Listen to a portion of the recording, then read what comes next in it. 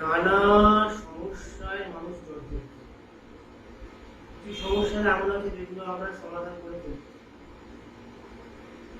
জগতের খুঁটিনাটি লোককে জিজ্ঞেস করি, তারা বলে দেয়। আবার কিছু কিছু সমস্যা এমন জীবনে ঘটে যার কোনো সমাধান পাই না, তাকে নিজেকে জর্জরিত পাই।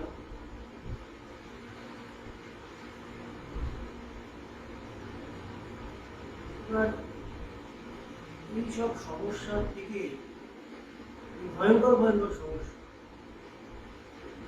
সবার জীবনেও আছে, আমার জীবনেও আছে, সবার জীবনে আছে। আসলে এই সব বিষয়গুলোকে নিয়ে গুরুদেবের কাছে মাঝে মধ্যেই বুঝতাম। আমার গুরুদেব আমাকে তো কখনো সৎসঙ্গ করবার মতো ঠিক কখনো জ্ঞান নেই। সৎসঙ্গ হচ্ছে আমাকে গুরুদেব সবসময় ধ্যান করতে বলতো। ওনার সাথে আমি ধ্যান করতাম, কিছুক্ষণ সময় যেত, একটা অনুভব হতো। সেই অনুভবটা দেখতাম পরের দিন আমাকে উত্তর দিচ্ছে, ওভাবে একটা শক্তি আসতো, খুব সুন্দর হাসি, জ্ঞানটা কাজে। আমার গুরু কৃপার ফলে আমার জীবনের থেকে সত্যিকারের অনেক সন্দেহ, অনেক দ্বন্দ্ব কেটে গেছে, জটিলতা থেকে বেরিয়েছে। জীবনটা খুব সহজ, সেটা বুঝবার একটা প্রবণতা তৈরি হয়েছে। সমস্ত জটিলতার মধ্যে একটা সহজ জিনিসও দেখতে পাই। তো ধরা যাক একটা কোনো ঘটনা আমাদের জীবনে ঘটছে, সেই ঘটনা থেকে আমি কি করে নিজেকে মুক্ত করব। একটা তো আমি নিজে প্রচেষ্টা করতে পারি, কিছুটা হচ্ছে না, পুরোপুরি মিটছে না, কি করে আমি এটা থেকে বেরোতে পারি। দেখো, প্রত্যেকটা ঘটনা আমরা এই মুহূর্তে যে বসে আছি, আমরা এই মুহূর্তে যে দেখা করি, আলোচনা করছি, আমরা যেখানে এখানে এসছি, আমরা দেখি, আমরা এই যে আশা, এর আগে কি কি কি ঘটনা হচ্ছে জীবনে। যখন কোনো অসুবিধাজনক কোনো ঘটনা ঘটবে না, একটু দাঁড়িয়ে যাবে, দেখবে ওর আগের ঘটনাগুলো পরপর কি আছে, কোন সিকোয়েন্সের আউটকাম এই ঘটনাটা হচ্ছে। নিজের জীবনকে প্রত্যেক দিন অবজার্ভ করবে, সাকসেসফুল জিনিসগুলো ধরা যেমন জল চেষ্টা করছে, আমি জল পাচ্ছি না, এখানে জল ধরা পাচ্ছি না, কেন পাচ্ছি না? হ্যাঁ, জল না পাওয়ার পিছনে কারণ সিকোয়েন্স গুলো দেখবে, আগে কি ঘটেছে, অন্যদিক তো থাকবে। বা দেখুন কোনো জায়গায় বাইরে জল পাচ্ছি, জল খাচ্ছি, তৃষ্ণা মিটছে, কি করে তৃষ্ণা মিটছে, ও সিকোয়েন্সটা দেখবে। একটা সাকসেসফুল ঘটনা, একটা আনসাকসেসফুল ঘটনা, পিছনে কি ঘটছে সেটাকে প্রথমত সিকোয়েন্স দেখবে, ওই ক্রমটা দেখার চেষ্টা করবে। আরেকটা বিষয় হলো, ওই ঘটনাটা কি ঘটাচ্ছে, ভিতরে একটা শক্তি আছে। ধরা একটা এক্সটার্নাল ক্যালামিটি, একটা সামাজিক দুর্যোগ, ভিতরে একটা শক্তি আছে। খুব ভালো করে যদি বিচার করে দেখো, সব কিছুর মধ্যে এই শক্তি আছে। টিভিতে একটা খবর চলছে, আমরা উপর উপর খবরটাকে দেখছি,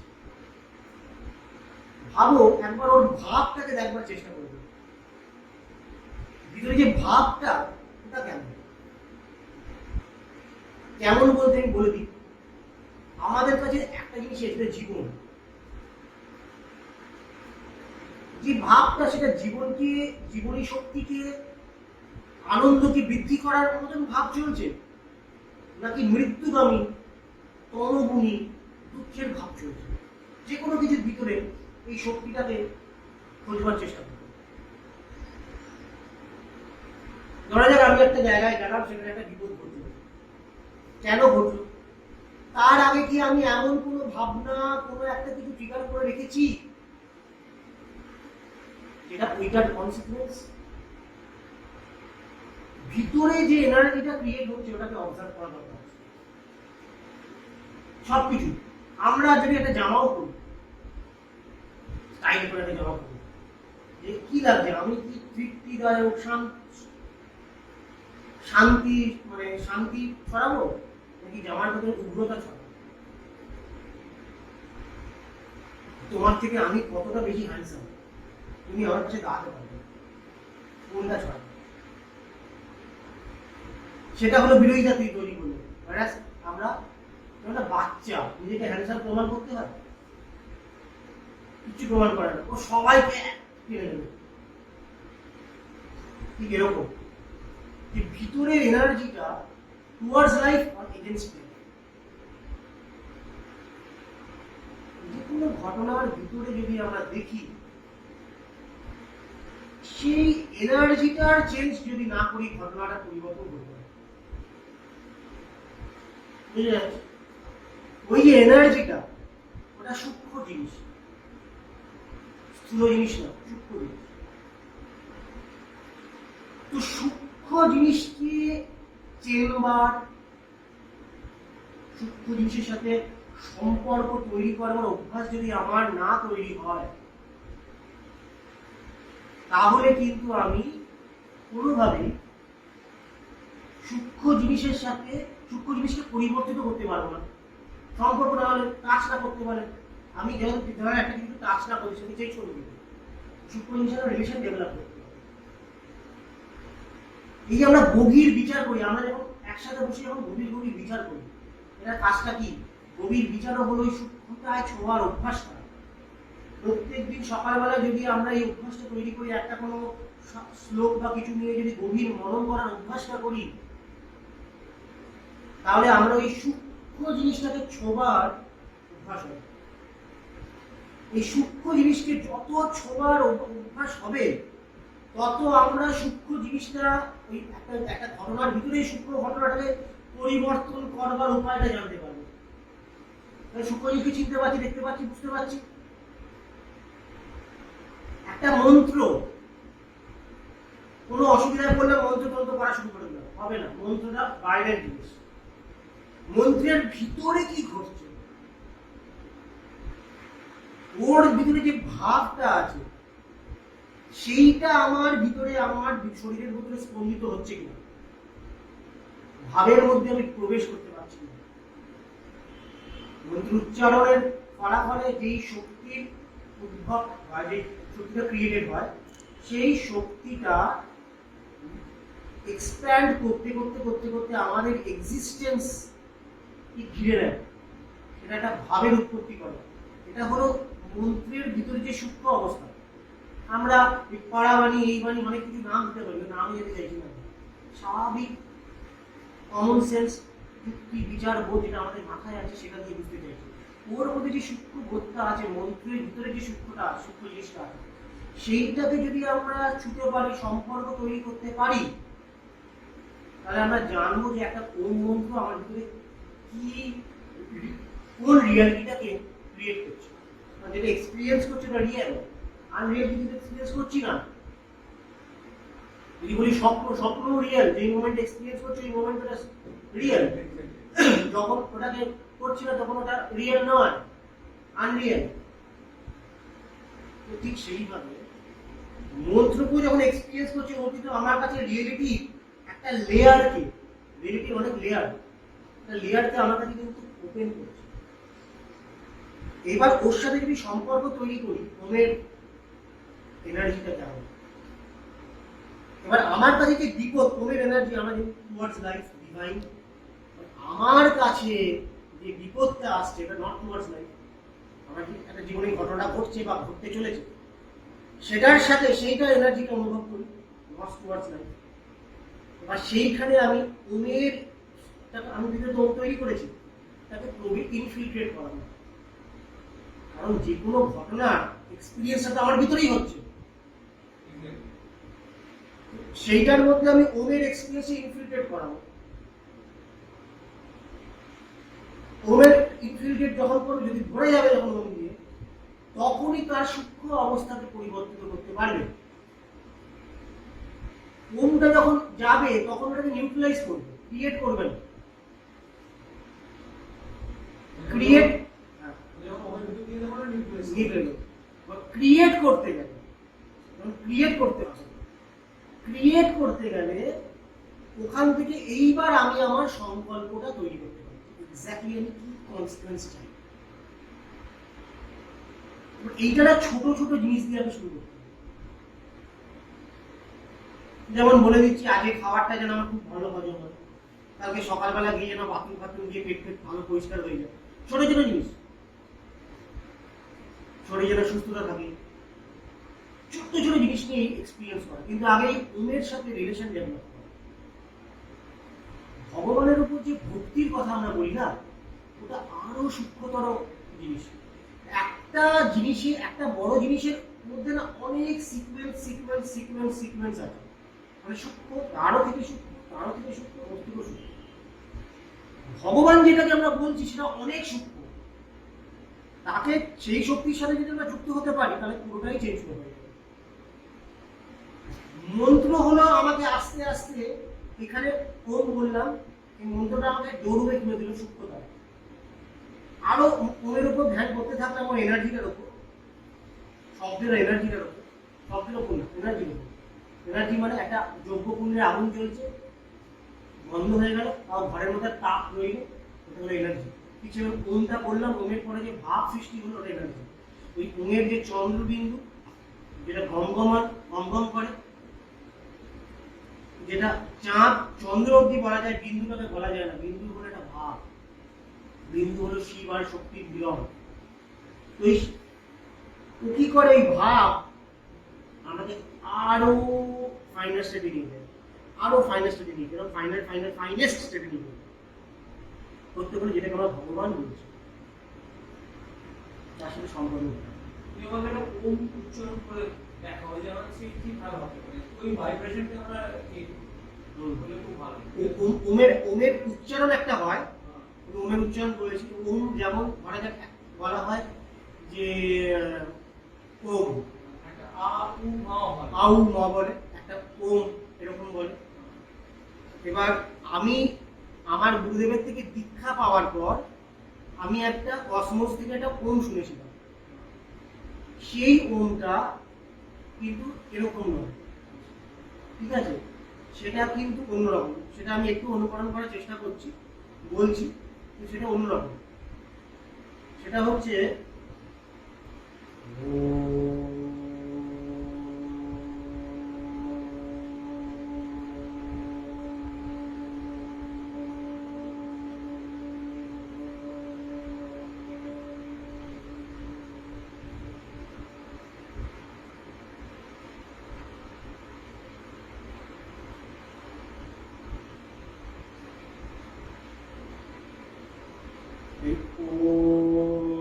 বলছি তো, ওটা বলাকালীন শক্তিটা নিচের দিকে যায়, উটা বলাকালীন শক্তিটা উপর দিকে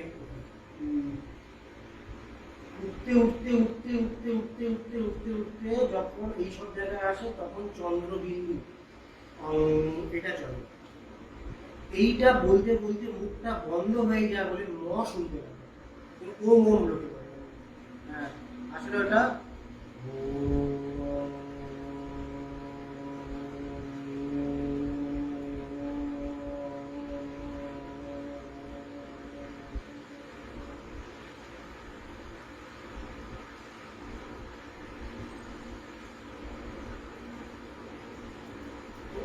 এই চন্দ্রবিন্দুটা বলবার পর মূল বন্ধ হয়ে গেল। হ্যাঁ, ওর ভাবটা চলে, শব্দ বন্ধ হয়ে গেল, এইবার ওর ভাবটা চলে। এই ভাবের মধ্যে থাকতে থাকতে থাকতে থাকতে অনুভব হয় নিজের শরীরের মধ্যে অনু যেন স্পন্দিত হচ্ছে। এবার ওই সময়টা ধরো আজকে তো আমার ওটা প্র্যাকটিস করতে হবে, বারে বারে অনেক ধরনের চিন্তা তখন চলে আসে।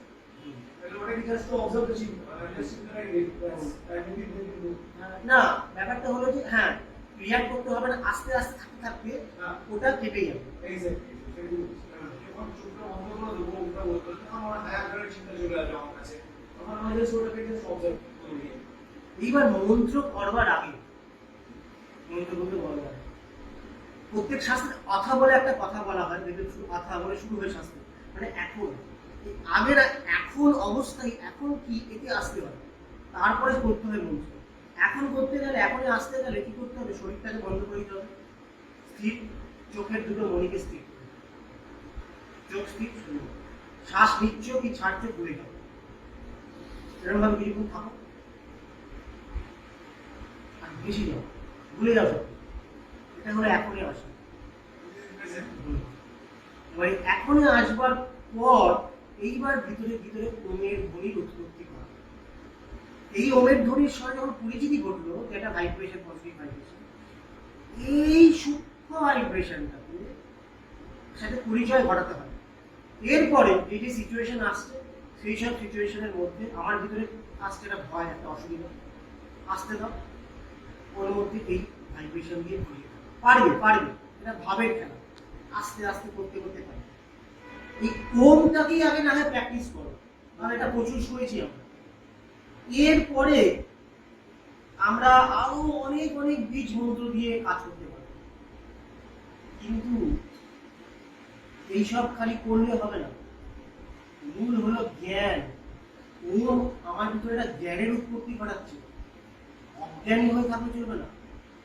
এইটা যেন অন্তরে জ্ঞান করায়। অনেকে অনেক ক্রিয়া করে, ধ্যান করে অনেক অনুভব হয়, লোকে চোখ বন্ধ করলেই অনেক অনুভব হয়, সেটা নিয়েই সে আত্মহারা হয়ে যায়।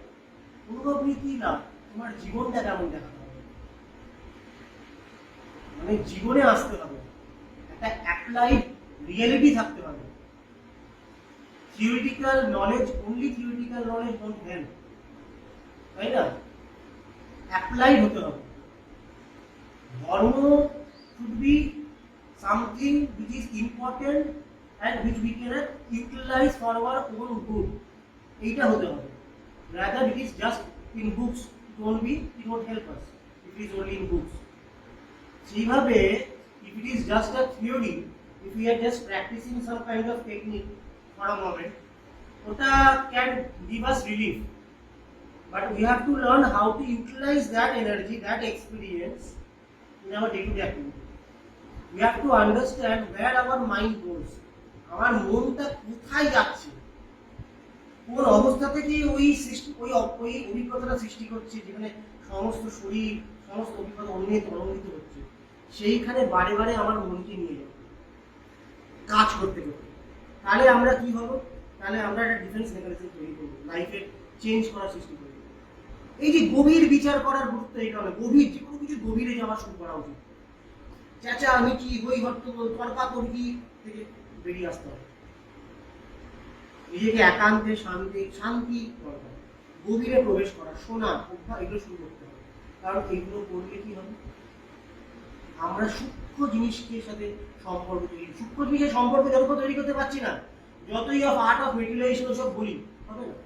ভগবানের প্রার্থনা করি, কিছু শব্দ দিলাম, ভগবানের প্রার্থনা অভিজ্ঞতা দিতে হবে।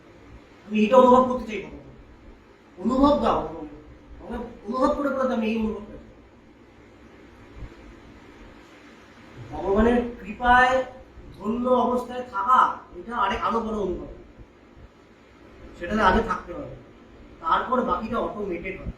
কিন্তু কিভাবে এটা করতে হবে, এটাতে সাধন পথ, তো এটা একটা পথে একটা ওয়ে, কোনো ওয়ে আউট বলা যায় না। দিনকে দিন আস্তে আস্তে কালচার করে করে অনেক কিছু যাওয়া যায়।